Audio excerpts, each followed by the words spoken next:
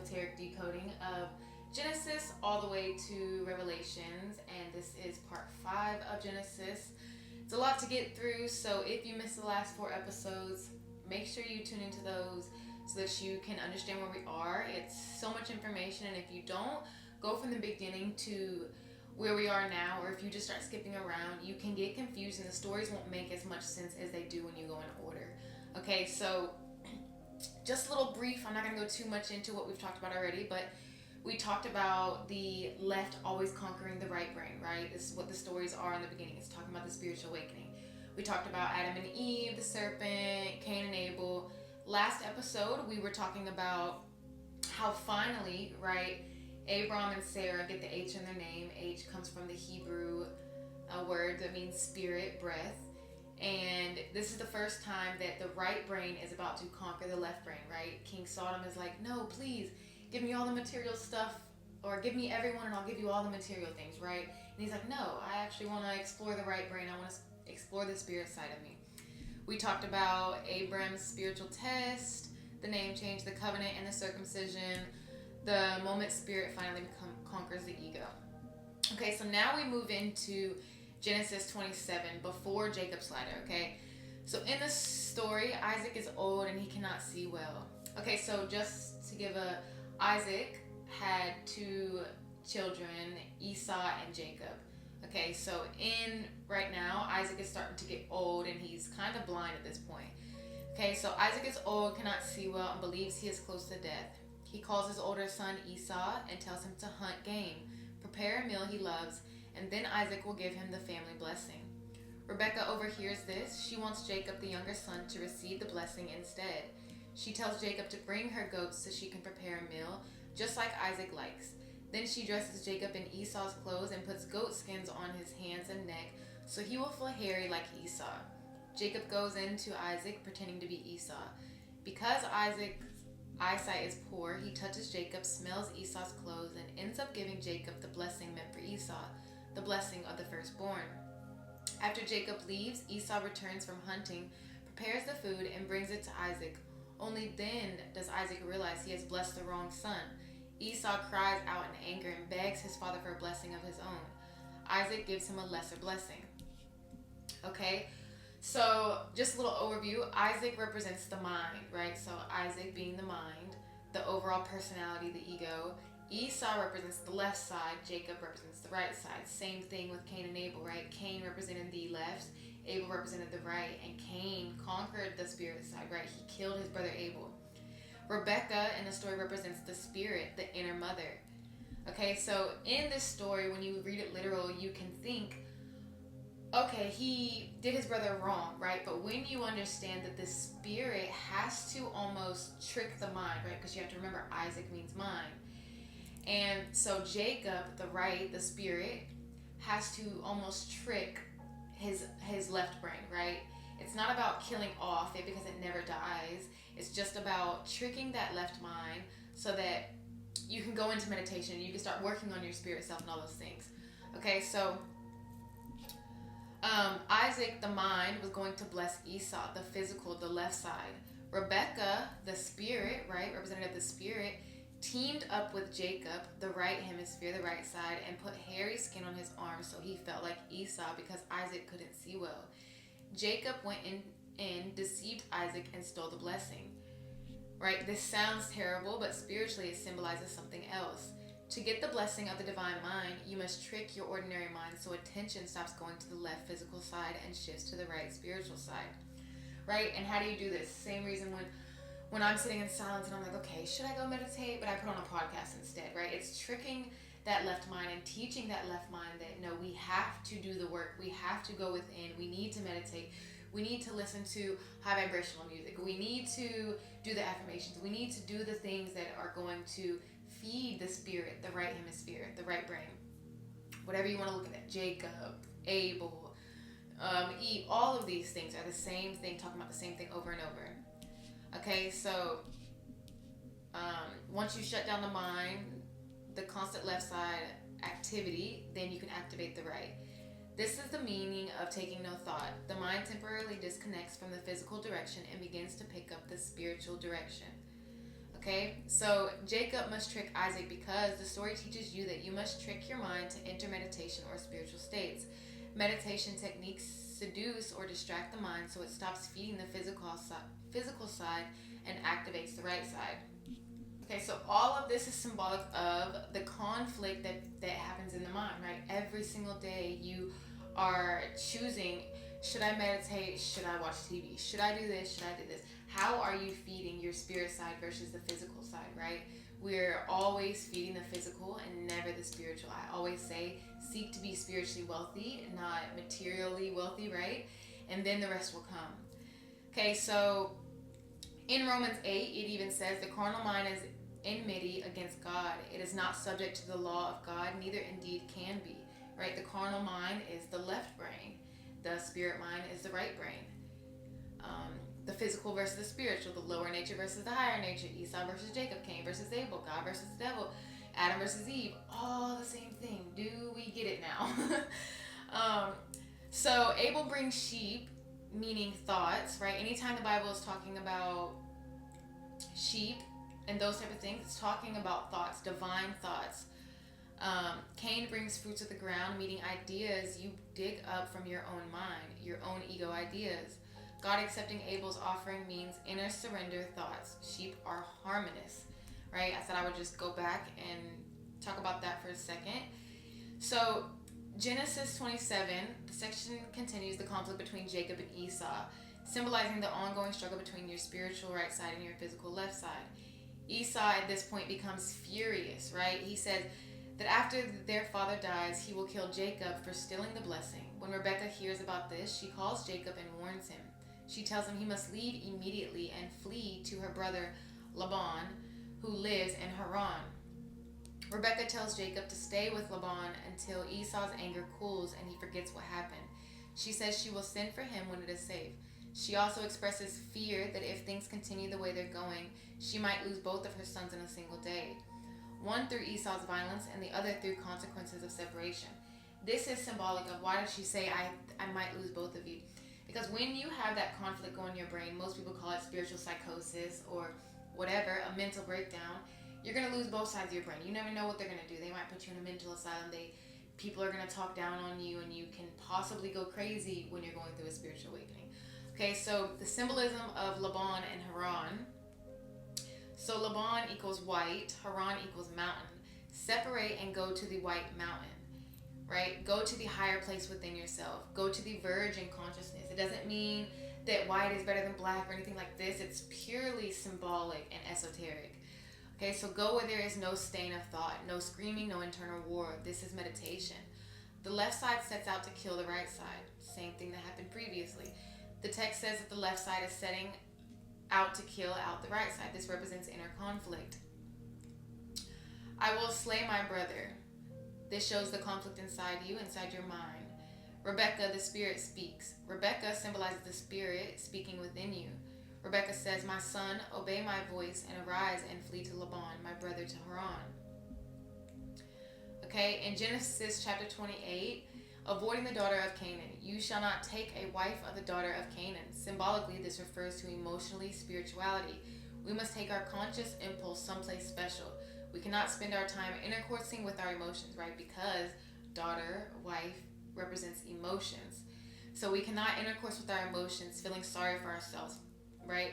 We have to take accountability and go within and not always try to allow your emotions to come in and basically run your life and your reality. Okay, so once we skip, we get to my favorite part. Okay, so Jacob arrives at the sacred place. Genesis 28:11. Here you are. You've come through the conflict of your own mind. You've come through the struggles. You've separated. You've gone into meditation, right? So Jacob at the resting place, Genesis 28:11. He went upon a certain place and stayed there all night because the sun was set. He took up the stones of that place and put them for his pillows and lay down in that place to sleep. He dreamed, and behold, a ladder set up on the earth, and the top of it reached to heaven, and behold, the angels of God ascending and descending on it. Okay, so this is all symbolic of, one, the above, the sun's path that it takes. It must come down and it goes back up. But also, every single month, when the moon is transiting through your sun sign, so I'm a Sagittarius for instance, and you can look this up, it's just science. The moon will sit in every zodiac for 2.5 days, almost 3. And when this is happening every single month, you have a sacred oil or seed that is born in your solar plexus, right? This is why they use the rock in the story, because it's symbolic of the 5 infused sacrum bone. This is where the oil is born. This is where you get the milk and the honey in the Bible. Your pituitary and your pineal gland produce this oil every single month when the moon is transiting through your sign, and it goes down and it is born right here. This is where you get the story of Bethlehem, Virgin Mary. And when you're in a fasted state, when you're refraining from sex and low vibrational things, acidic food, you're able to have that oil and that seed rise back up, right? This is where you get Jacob's ladder. This is what it's talking about. This is where you get Jordan's river. And I'm going to get into some folk like tales and some kid stories in a second that tell the same exact thing. But when this oil rises back up, it crosses the vagus nerve. This is where you get crucifixion. This is why in the story, if you've ever read the story of Jacob and the ladder, what happens? He fights with the angels and he dreams and he sees a ladder, which is symbolic of your vertebrae, the 33, and he calls the place Peniel that he sees. It's symbolic for the pineal gland. And I kind of went off my notes for a second there, but it's important to fast when this is happening. And even in ancient Egyptian times, they knew this. They knew that the thalamus, they worshipped it basically. They knew that the oil was what gave life, and once that oil was depleted, right, the lamp, the oil was depleted, this is when life is depleted. The story of Jesus descending and ascending is a symbol of the chrism, life oil. It comes down from the claustrum of the brain, it descends into the body and accumulates in the solar plexus, giving life to the flesh. Through meditation and the kundalini, the chrism rises back up the spinal canal. It touches the pineal gland, the father, connected to the lamb, right, Aries, who takes away the cold and the guilt. This opens up the right hemisphere of the brain and brings light and the sun into your life. Okay, once this happens and Jacob says he sees the place that's called Peniel, he gets a name changed to Israel. And that's because Israel, if you break it down, Isis, Ra, and El. El literally means God. Ra is the right, Isis is the left brain. And it's symbolic of going into meditation and opening up, allowing that kundalini energy to rise up and reaching the right hemisphere, the kundalini. And you even hear the story, right? This is the same exact story of why you have Santa Claus and the chimney, going down the chimney and you get presents. It makes perfect sense. So the oil comes from the claustrum in the brain, Santa Claus, claustrum, and it goes down the 33 vertebrae, right? Down the chimney. If you're in a fasted state or alkaline state, it goes up, right? You get gifts. It can rise back up, and this is where it activates the right brain. Same thing as getting the gifts from Santa Claus. And even in, let me go to it real quick, but Jack and the Beanstalk, right? So Jack is a poor young boy who lives with his widowed mother. They own a cow, but it stops giving milk, so his mother tells Jack to sell it at the market. On his way, Jack meets a mysterious man who offers him magical beans in exchange for the cow. Jack accepts the trade and returns home. His mother is furious, throws the beans out the window, and sends Jack to bed without dinner. Overnight, the beans grow into a gigantic beanstalk, reaching high in the sky. The next day, Jack climbs the beanstalk and discovers a castle in the clouds. The castle belongs to a giant who owns treasures, including a bag of gold coins, a hen that lays golden eggs, and a magical harp that plays by itself. Jack sneaks into the castle and takes some of the treasures. The giant chases him, but Jack escapes down the beanstalk. He climbs it again and later trips, stealing more treasures. Finally, the giant pursues Jack down the beanstalk one last time. Jack calls to his mother for an axe, chops down the beanstalk, and the giant falls to his death. Jack and his mother live happily after with the riches he acquired from the giant. Same story. It's telling you that once we allow that oil to rise up through the 7 chakras, which chakra in Sanskrit means disc, once those wheels get turning, once that oil gets able to rise back up Jacob's ladder, Jordan River, it is able to activate the pineal gland. Pineal gland comes from the pine cone, And it's symbolic because what happens is when a pine cone is drops to the ground and it gets hot enough, it bursts, right? And all those little things go everywhere. And the same thing will happen when the right hemisphere is activated and Christ consciousness is able to be activated, and you're able to see, and you have that ego death, and you understand that we're all one, and all of this starts to make sense to you. So I don't want to go too much further into it. My main point that I was excited about was to talk about Jacob's ladder and how symbolic it was. And just some notes from a while ago that I had about this was salvation means to wake up. The Holy Land is the Bible. Is the body. The Jordan River is the spinal cord. Jesus gets baptized at the age of 30 and crucified at the age of 33. And just another thing, if you go to John 3:3, I think, give me a second to fact check myself. He basically talks about, well, let me just go to it. I have it in my Bible right here. He talks about how, and listen to the vertebrae, you have 33 vertebrae, Jesus dies at 33, all symbolic. So if you go to John 3:3, it says, Jesus answered and said unto him, Verily, verily, I say unto thee, except a man be born again, he cannot see the kingdom of God, right? Telling you that you must go into meditation, you must have that oil and that seed rise up the 33 vertebrae, have that baptism, which is going into meditation and reaching the second stage of consciousness, water. And if you even go further down, it says in verse 5, they're asking him, how can man be born when he is old, right? Reborn when he is old, and enter the second time into his mother's womb. And Jesus answered, Verily, verily, I say unto thee, except a man be born of water and of the Spirit, he cannot enter the kingdom of God. Right?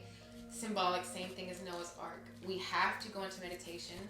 The first stage of consciousness is earth, and that is chaos, right? When you think you know everything. But when you can sit quietly, go into meditation, you reach the second stage of consciousness, which is water.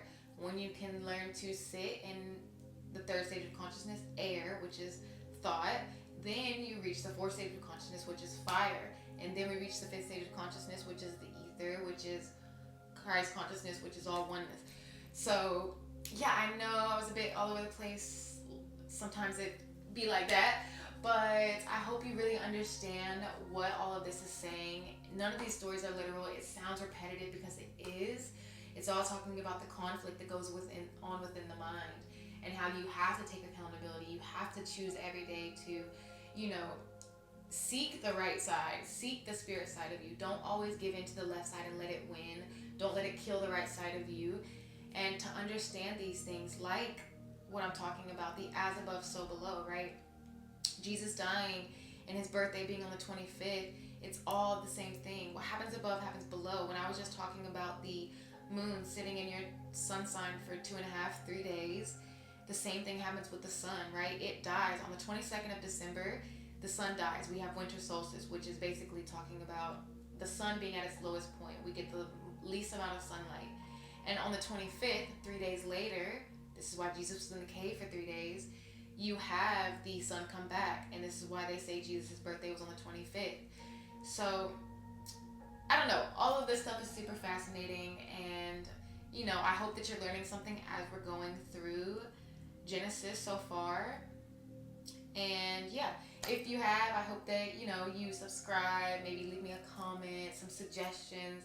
I know that I'm not a perfect podcaster, but my point is to come on here and, I truly believe this stuff, and I'm obsessed with this stuff, and I can't help the way that I feel and how I want to just tell everybody about it. That's the philosopher in me. I don't know, it's just instilled in me. So yeah, if you're not already following my TikTok, make sure to do that, @AshleyEckerly_.